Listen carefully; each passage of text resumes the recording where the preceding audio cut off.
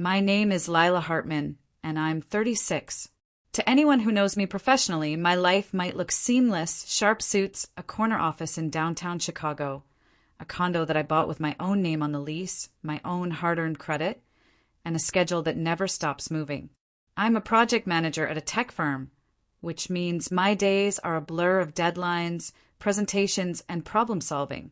I excel at it because I've always thrived in environments where precision and performance are everything.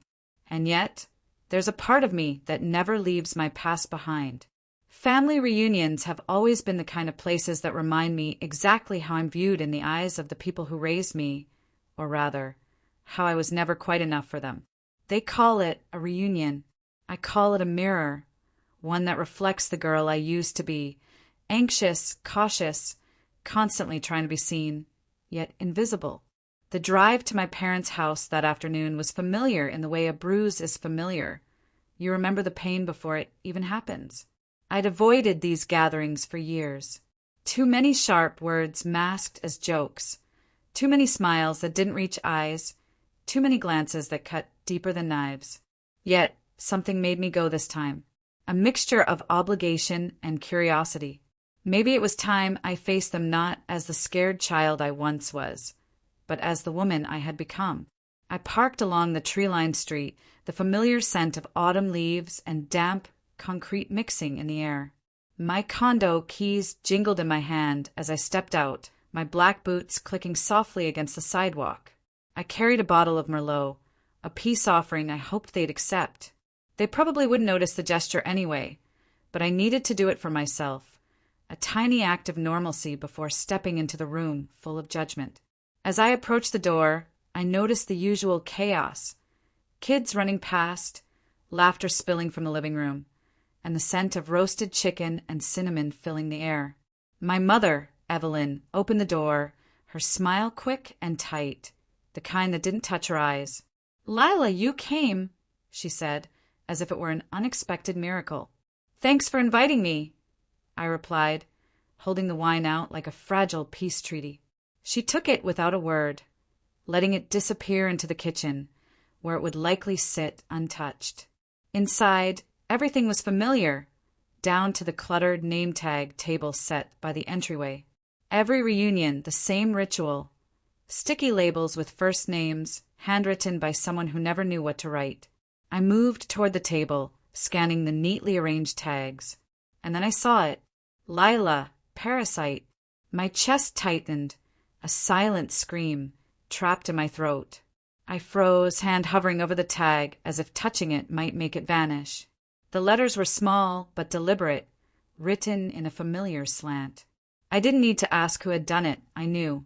The name tag had become a mirror, not reflecting my childhood invisibility this time, but my mother's and stepfather's quiet cruelty. I slipped the tag into my purse, careful not to let anyone see. Not because I was ashamed, but because I wasn't ready yet. I wanted control over the moment. For once, I wanted to decide when the truth came out, how it landed, and what weight it would carry. This was my reunion now, and I would not be caught off guard. From the corner of the room, I saw my stepbrother, Ryan, moving through the crowd with the same effortless charm he always had. Confident, loud, the center of attention without even trying. He gave me a quick nod, a smile that didn't reach his eyes, and then moved on to entertain the rest of the family.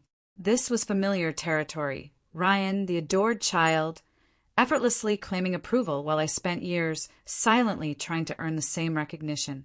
I reminded myself I didn't need approval.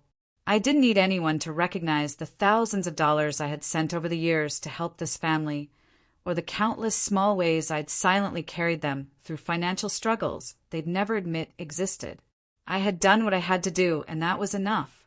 Still, walking through the house, smiling at distant cousins, nodding at aunts I barely remembered, I felt the old tension tighten my shoulders. My mother's eyes flicked over me occasionally, and I could almost see the judgment there, subtle, cutting, familiar. She had always been quick to praise Ryan, quick to find fault in me, and quick to dismiss my accomplishments.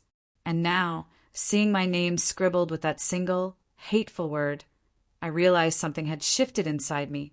Not anger, not panic, something steadier, clarity. The room buzzed around me, unaware that a storm had already begun in my mind. For decades, I had allowed this family to define my worth. Tonight, I would rewrite that script. I would decide how I was seen when I was heard and how much of myself I would allow them to touch. The wine in my hand felt heavier now, a small but significant anchor to remind me of control. Tonight, the reunion would not be about hiding, appeasing, or shrinking. It would be about truth. And I was ready. I stood near the doorway, trying to steady my breathing as laughter and chatter filled the room. It wasn't just the name tag that unsettled me. It was the history it represented. A word, a single word, but decades of weight pressed down in those 5 letters, PARASITE. Growing up, I had always felt like a guest in my own home. My mother, Evelyn, had been vibrant and warm before the divorce. I remember sitting on the edge of her bed as a child, the soft hum of her voice telling me stories, the way she used to smooth my hair and squeeze my hand when she passed by. Those moments vanished almost overnight. My father's betrayal hit our family like a storm. Not just any betrayal, an affair with my mother's best friend. I still remember the night I learned the truth. The sound of a plate shattering against the wall, the sharp, guttural cries echoing through the house, the way my mother locked herself in her bedroom for days. I stood outside the door, unsure if I had the right to exist in her grief. That's when I learned the first lesson. In this family, pain and attention were rationed, and I rarely received either.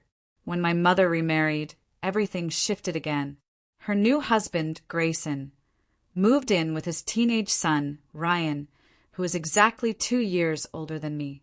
Confident, loud, naturally charming, Ryan fit into the household in ways I never could. I learned early that no matter how much I tried, I would never belong the same way he did. School and ambition became my refuge. I excelled academically, earned scholarships, and worked my way through college with multiple part-time jobs.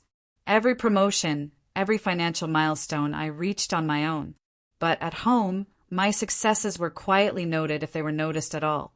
Ryan's minor achievements were celebrated with family dinners, gifts, and admiration. My accomplishments were either ignored or diminished. This pattern continued into adulthood. After college, I moved to Chicago for a demanding job in tech, diving into projects and long hours, building a life that was entirely mine.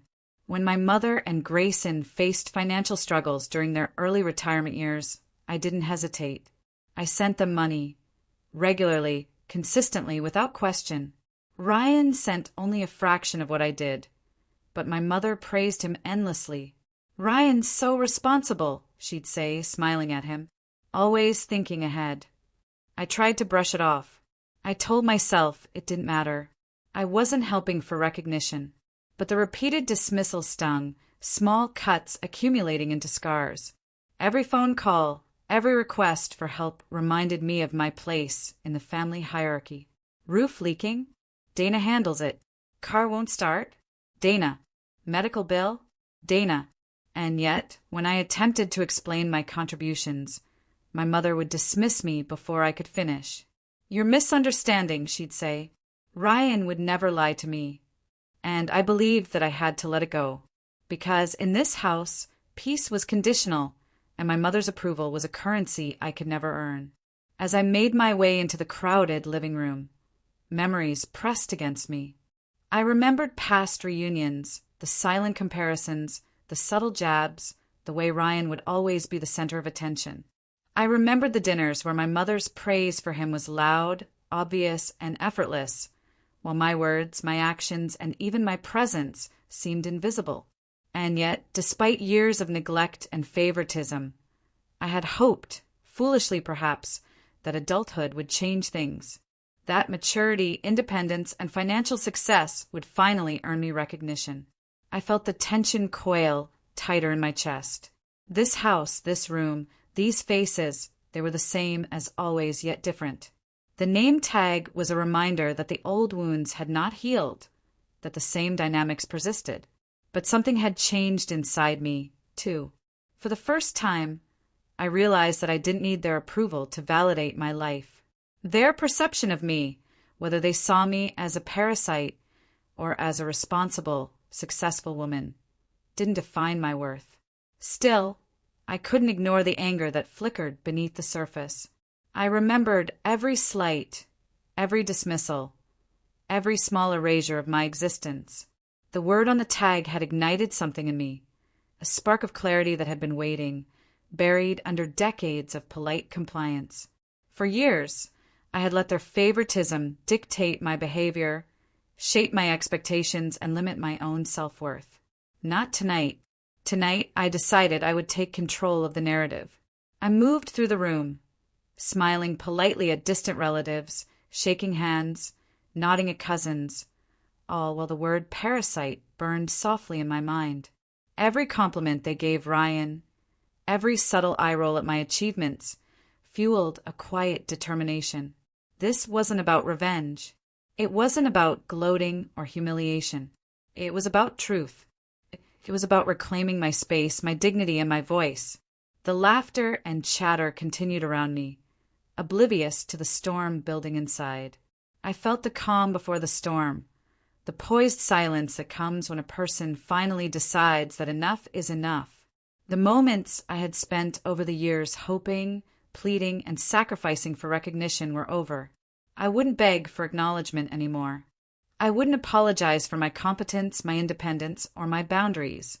Tonight, the truth would be mine to tell. And as I adjusted the strap of my purse, hiding the name tag against my side, I knew one thing with absolute certainty. The reunion would never be the same again. I stepped further into the living room, my heels clicking softly against the polished hardwood floor. The house smelled the same as it always had: roast chicken, fresh bread, and the faint, stubborn scent of old furniture that refused to fade. Laughter spilled out of the kitchen and dining area, blending with the clatter of dishes, but for me it sounded hollow. Familiar, yes, but empty. The family was already gathered around the large dining table, and I immediately noticed the familiar hierarchy in motion. Ryan moved through the room as if he owned it, effortlessly charming relatives with his easy smiles and witty remarks. My mother hovered near him, her attention fixed, eyes sparkling with pride. It was the same pattern, repeated year after year, and it stung more than it should have. I set my bottle of wine on the side table, careful to keep my composure. The name tag burned in my mind: Parasite, a quiet, persistent echo reminding me of everything I had endured. I slid it gently into my purse, hiding it from view, not out of shame, but because I wasn't ready to reveal the truth. Not yet. I needed control over this moment, control I had never allowed myself before. Lila! Aunt Meredith's voice rang out from across the room. She was always the first to ask questions I didn't want to answer. How's life in the city? Still running the tech empire? She laughed, but it was the kind of laugh that hid a little too much curiosity, a little too much judgment. Yes, I'm keeping busy, I said, offering a polite smile. I could feel the eyes of distant cousins on me, scanning, evaluating, whispering. The whispers stung because they carried the same unspoken question I had been asked my whole life. Are you enough? Ryan noticed my arrival and gave a quick nod, his smile polite but unruffled. It's been a while, he said, leaning in for a brief, formal hug. You okay? His tone carried that familiar mixture of curiosity and superiority, the kind that subtly reminded me of my place in the family. I'm fine, I replied evenly, though inside, my pulse was already picking up. I reminded myself that I didn't need to prove anything to him or anyone else. The years of silent sacrifice, the financial help, the patience, it was all mine, whether they acknowledged it or not. Dinner began with the usual rituals. My mother was quick to praise Ryan for the small achievements of the past year. Ryan closed another big deal at his agency, she announced proudly. Always so responsible. Grayson nodded, adding his own approval. He's disciplined, always thinking ahead. I pushed food around my plate, my appetite gone. The familiar tightness in my chest returned, the old pattern of invisibility and comparison pressing down on me. I reminded myself that this was the moment I had been preparing for. I didn't need to shrink anymore. Aunt Georgia leaned toward me, her eyes bright with curiosity. "And how's the big city treating you, Lila?" she asked. I opened my mouth to answer, but my mother quickly cut me off. "She's always busy," she said, waving her hand dismissively. "Always putting work over family." The words hit me like a slap. I took a deep breath, holding myself steady. "Actually," I said quietly, "I recently led a major project at work that earned me a substantial bonus. It was a challenging assignment, but I managed to deliver results ahead of schedule." I watched my mother's face, expecting at least a flicker of acknowledgement. Instead, she lifted her eyebrows slightly and muttered, "Must be nice." The tension around the table thickened. Conversations continued, but I could feel the weight of judgment pressing from all sides. Ryan glanced at me, a small smirk playing on his lips, perhaps amused by my attempt to assert myself. My mother's dismissal stung, but I refused to react. I had learned to hold my ground, to let the silence carry my message if words wouldn't. Throughout dinner, my mind drifted back to the countless times I had sent money to help the family, quietly keeping the household afloat while Ryan took credit for a fraction of it. The memory of those months and years, the silent contributions, the ignored sacrifices, coiled within me. The name tag had reignited something inside me, a quiet, resolute fire. As dessert was cleared and coffee poured, Grayson stood, raising his glass in a toast. "Family is everything," he began, voice smooth rehearsed. "And Ryan, we couldn't be prouder of the man you've become." Applause followed, polite but exaggerated, a performance that masked the true hierarchy of the room. I felt something solidify inside me, a determination that had been years in the making. I knew the moment had arrived. This wasn't about revenge. It wasn't about humiliating anyone. It was about truth, clarity, and finally claiming my voice. I lifted my wine glass, slightly catching their attention. "May I say something?" I asked, voice steady. The room stilled, eyes flicking between me and Ryan, unsure what to expect. "Yes," Grayson said after a pause, curiosity mixed with mild annoyance. "Go ahead." I placed the wine glass down and reached into my purse. Slowly, deliberately, I pulled out the name tag. The word "parasite" stared back at me, small but potent. I set it gently on the table, turning it so everyone could see. Gasps rippled across the room, whispers flaring. "Lila, what is this?" my mother demanded, voice tight.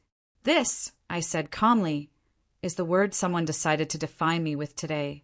A word meant to shame me, to minimize my contributions, to remind me of my supposed place." I paused, letting the silence settle.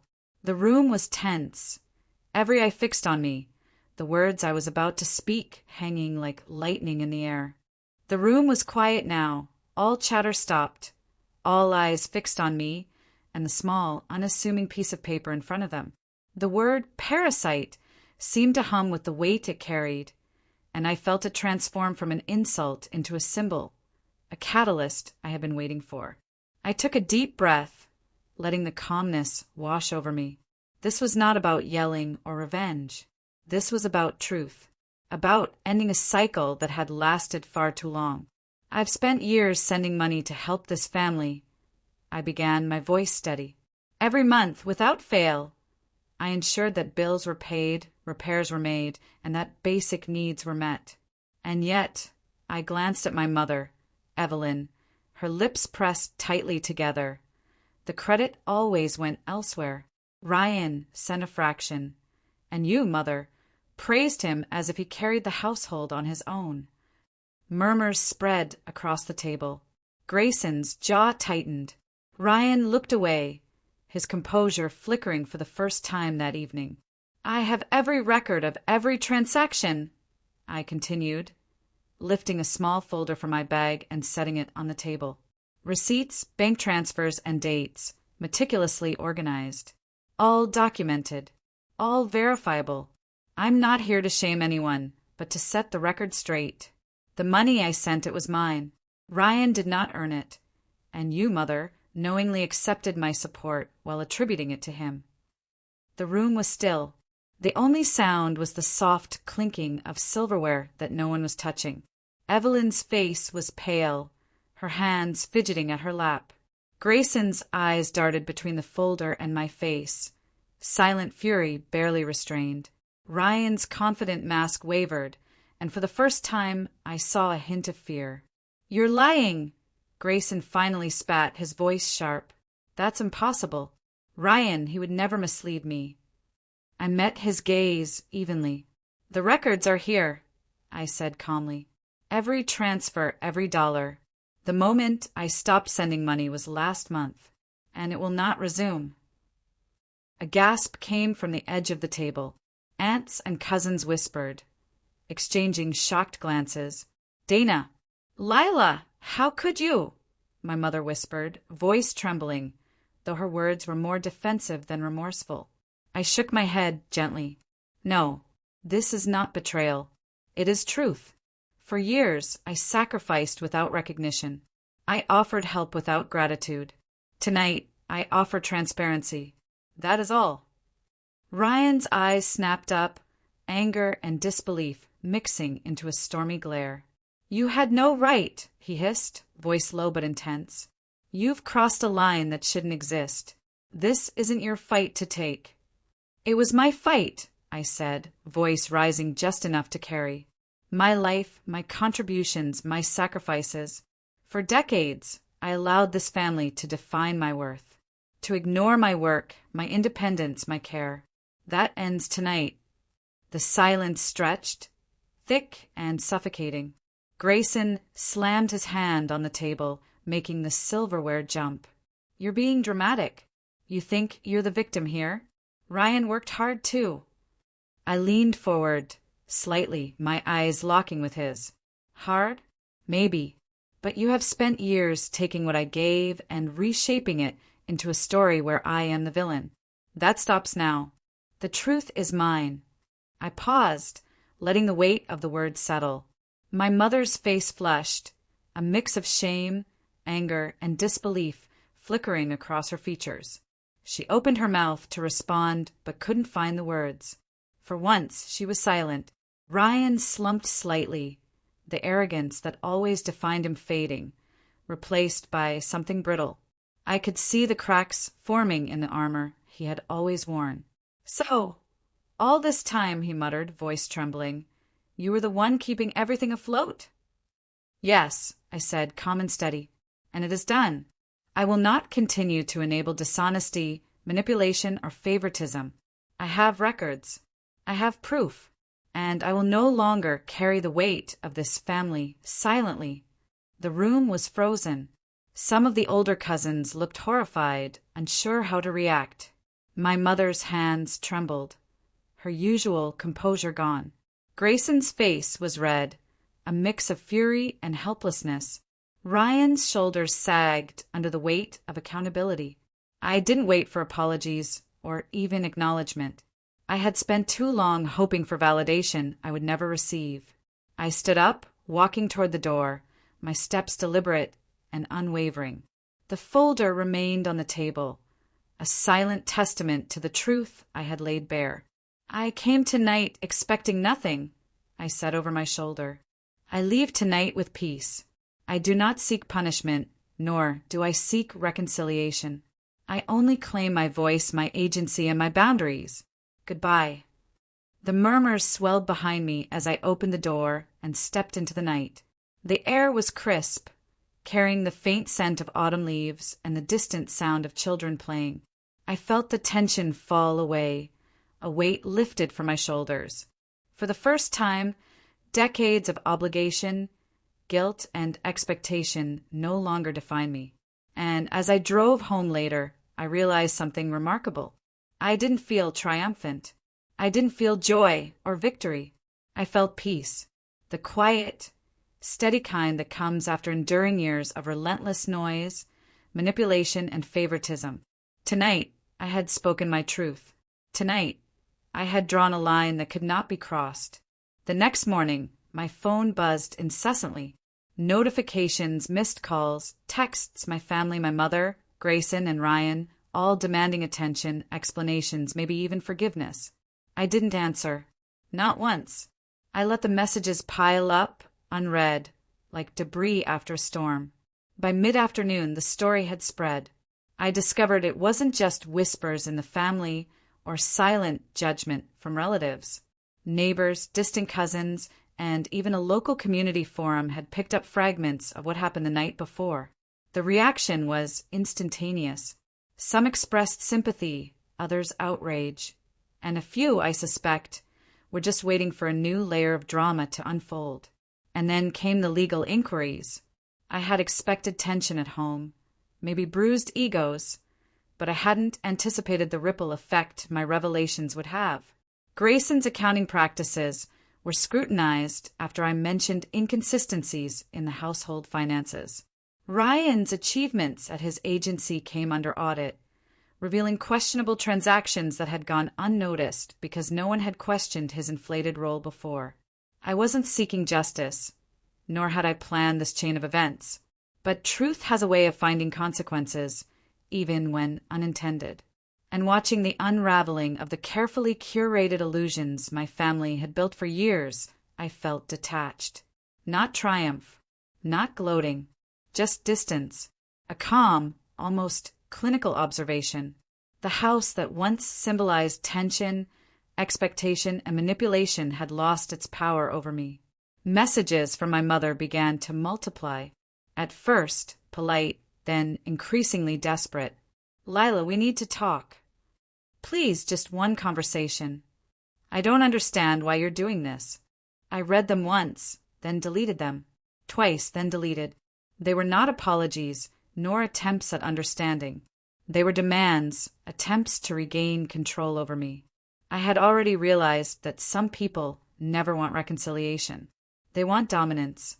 And when it is stripped from them, they rewrite reality to make themselves the victim. Ryan attempted to contact me next. His tone carried a mix of anger and panic, a combination I'd rarely witnessed. "Do you understand what you've done?" he asked, voice trembling. "This could ruin us." I leaned back in my chair and sipped my coffee. "I understand perfectly," I said calmly, "and it's not my responsibility to prop up deception, favoritism, or dishonesty. The responsibility has always been yours." The legal proceedings moved quickly. Within a few weeks, Ryan faced formal charges for financial misconduct, while Grayson had to enter a formal review process, ultimately leading to fines and professional restrictions. My mother, technically uninvolved, was left with nothing, her security stripped away, the illusions of stability shattered. I felt no satisfaction in their suffering. Justice, when it arrives naturally, is not a source of glee. It is simply balance restored. In the quiet that followed, I reflected on my own life. For decades, I had equated love with obligation, approval with performance, and affection with silent compliance. I had measured my worth in contributions and expectations, silently hoping someone would recognize the effort, the devotion, the sacrifices. And yet, all it took was stepping away, claiming my voice, and speaking the truth for everything to shift. I realized something profound. My mother's opinion, Ryan's validation, Grayson's acknowledgement, they were never required to define my life. They had been loud presences, yes, shaping my childhood and adult anxieties, but ultimately they had no power over my choices. My voice, my decisions, my boundaries, they mattered far more. Weeks turned into months. I kept building my career, but now, differently. I negotiated projects that aligned with my passions, took initiatives that mattered to me, and finally learned to say no without guilt. I started mentoring young professionals, especially women who felt trapped in cycles of expectation, obligation, and invisible labor. I shared my story in workshops, not for revenge, but to empower others to recognize their worth without external validation. And then one afternoon, a letter arrived at my office. Familiar handwriting stopped me in my tracks. I didn't open it immediately, letting it sit for days. When I finally unfolded the paper, the words were what I had expected and yet still tinged with disappointment. Lila, you will never forgive us for destroying everything. I gave you life, and you repaid me with betrayal. Ryan had a more loving heart than you. You're just like your father, cold and heartless. I hope you never find peace. I read it once, folded it carefully, and placed it in the shredder. No shaking hands, no tears, no desire to defend myself. The past had no leverage over me anymore. Some people never seek healing, they seek control. And control is gone, finally. In the months that followed, I maintained my distance. My mother relocated to a smaller apartment, quieter, stripped of status and influence. Ryan served a sentence, humility now forced into his daily life. Grayson faced professional and personal consequences that left him constrained and cautious. Yet none of this was my victory. It was simply the natural unfolding of truth. And through it all, I discovered something I had long forgotten. Peace does not come from others' approval. It comes from claiming your voice, standing firm in your truth, and choosing yourself when the world has failed to do so. Months had passed since that night at the reunion, yet the memory lingered like a quiet hum in my mind. The house, the dinner, the name tag, all of it had set in motion a chain of events that no apology, no explanation, no demand for recognition could ever reverse.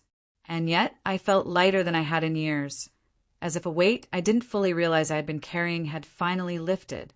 I had spent a lifetime measuring myself against others' expectations, quietly striving for approval that never came. For decades, my worth had been defined by what I gave, how I helped, how I fit, or didn't fit, into someone else's version of family. Tonight, I understood something vital. My worth was never theirs to define. I woke up early one Saturday morning and sat by the window with my coffee. The skyline of Manhattan stretched endlessly before me, a constant reminder of the life I had built with my own hands. Promotions, paychecks, independent living, all milestones I had once chased silently, now symbols of my autonomy. But the true triumph wasn't in wealth or career. It was in the quiet knowledge that I could finally stand without apology, without explanation, without fear.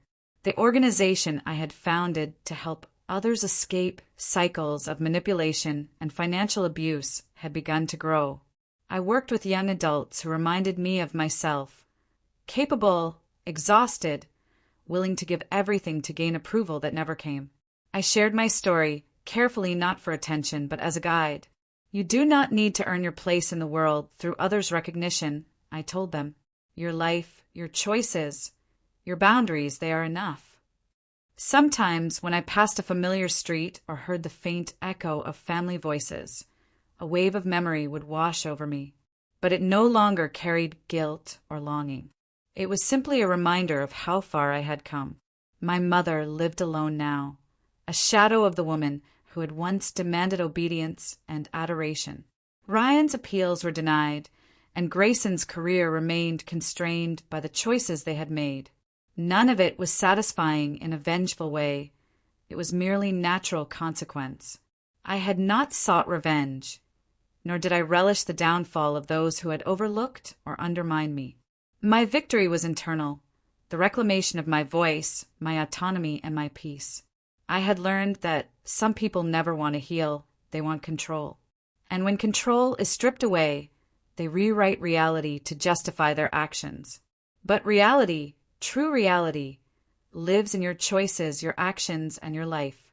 Late one afternoon, as sunlight spilled into my office, a familiar envelope appeared on my desk.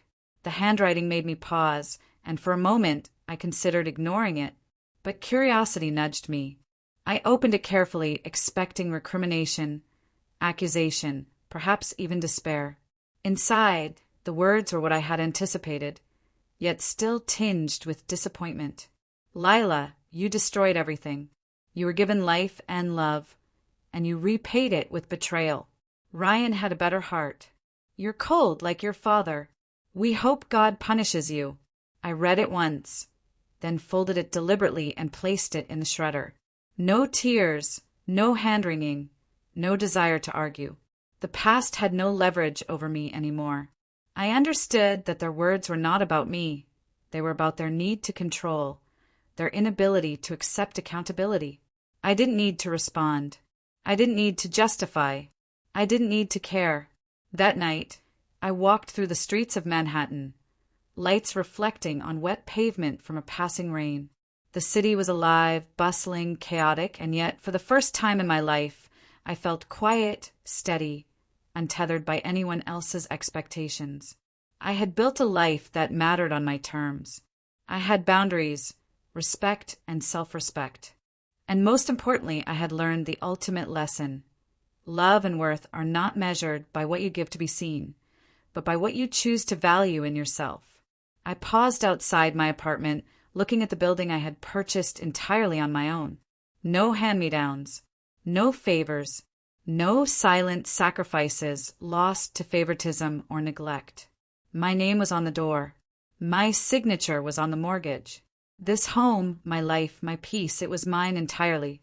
And though I occasionally thought of my family, the woman who once called me parasite, the stepfather who rewarded deceit, the stepbrother who thrived on false credit, I felt no anger, only distance, only understanding, only clarity, because I had finally learned to separate love from obligation, care from sacrifice, and validation from presence.